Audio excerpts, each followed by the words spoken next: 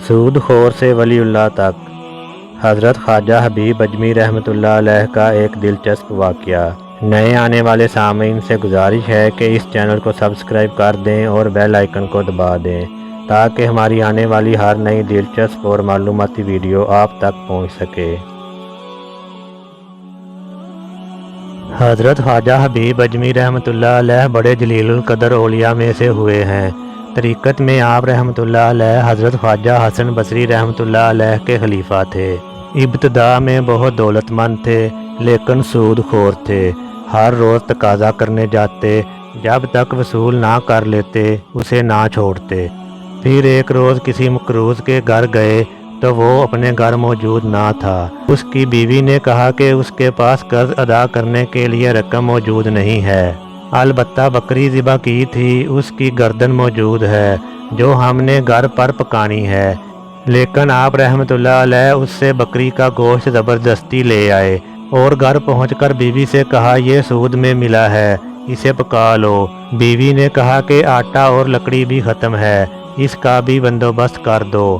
آپ رحمۃ اللہ علیہ دوسرے قرض داروں کے پاس گئے اور یہ چیزیں بھی سود میں لے آئے۔ جب کھانا تیار ہو گیا تو کسی سوالی نے آواز دی کہ بھوکا ہوں، کچھ کھانے کو دے دو۔ آپ نے اندر ہی سے اس سائل کو جھڑک دیا اور وہ سائل چلا گیا۔ جب آپ کی بیوی نے ہانڈی سے سالن نکالنا چاہا تو دیکھا کہ وہ خون ہی خون ہے۔ بیوی نے حیران ہو کر شوہر کی طرف دیکھا اور کہا کہ اپنی شرارتوں اور کنجوسی کا نتیجہ دیکھ لو۔ خواجہ حبیب اجمی رحمۃ اللہ علیہ نے یہ ماجرا دیکھا تو حیرت زدہ رہ گئے۔ اس واقعہ نے آپ رحمۃ اللہ علیہ کی زندگی میں انقلاب برپا کر دیا۔ اسی وقت سابقہ بے روی سے توبہ کی۔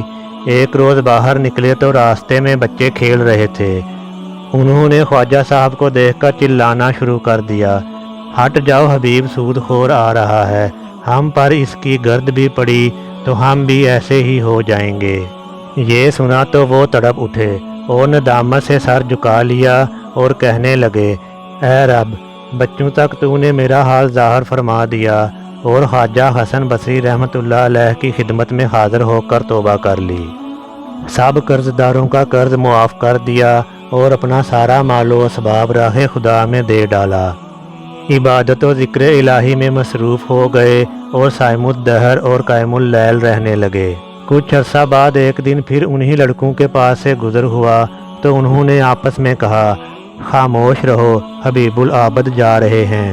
یہ سن کر آپ رحمۃ اللہ علیہ رونے لگے اور کہا، اے اللہ، یہ سب تیری طرف سے ہے۔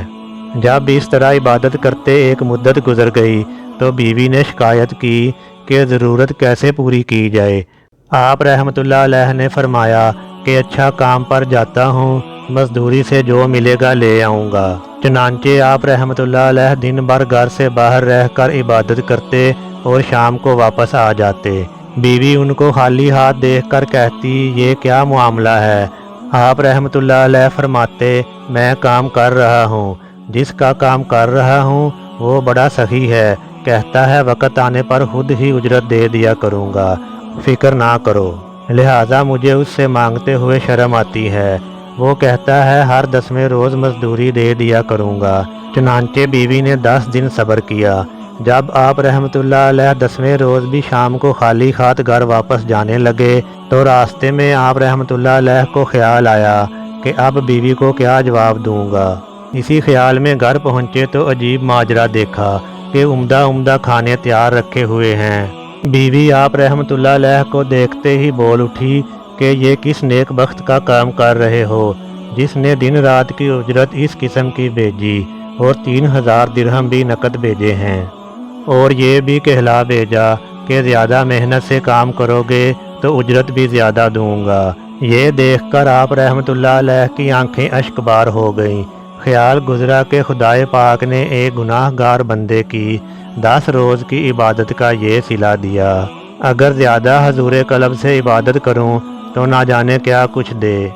یہ خیال آتے ہی خلائق دنیا سے بالکل الگ ہو گئے اور ایسی عبادتیں اور ریاضتیں کی کہ اسرار الہی بے نقاب ہو گئے۔ عنایت الہی کا نزول شروع ہو گیا اور آپ رحمۃ اللہ علیہ کو مستجاب الدعوات کا درجہ مل گیا۔ بحوالہ میری توبہ۔ حاصل حقیقت یہ ہے کہ اللہ تعالیٰ کسی کی محنت کو رائے گاہ نہیں جانے دیتے۔ بے شک جو جتنی محنت کرے گا اسی قدر وہ اس کا صلہ پائے گا۔ اس واقعہ سے ہمیں یہ سبق ملتا ہے کہ سچی توبہ کر کے اگر واپس لوٹیں گے تو اللہ تعالیٰ ضرور قبول فرمائیں گے۔ اس لیے مایوس نہیں ہونا چاہیے بلکہ سچی توبہ کر لینی چاہیے۔ اسی میں ہماری نجات ہے۔ اللہ تعالیٰ ہم سب کو عمل کرنے کی توفیق عطا فرمائے۔ آمین۔